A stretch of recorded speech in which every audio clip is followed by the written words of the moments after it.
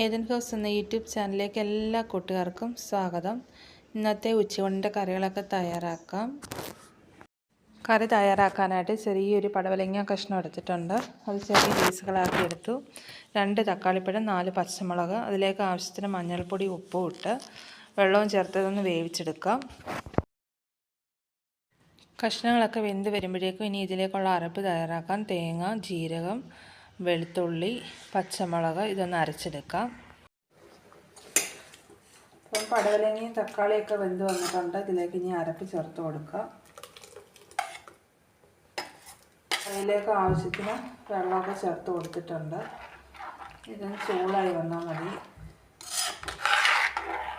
ഉപ്പ് കുറവാണ്, അല്പം ഉപ്പും കൂടി ഇട്ട് കൊടുക്കുക.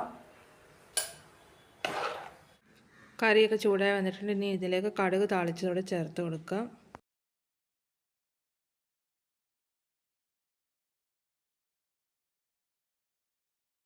കത്തിരിക്ക ഒന്ന് ഫ്രൈ ചെയ്തെടുക്കാം.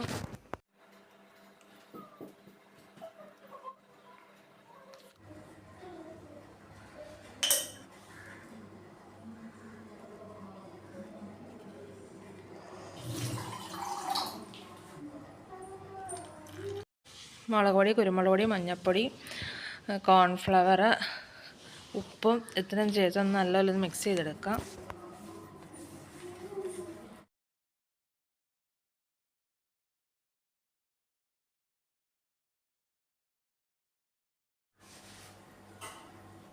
ഓരോന്നിട്ട് കൊടുക്കാം.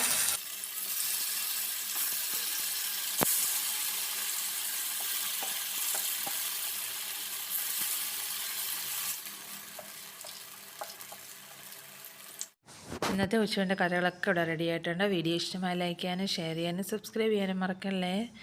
മറ്റൊരു വീഡിയോയുമായി അടുത്ത ദിവസം കാണാം. Thank you.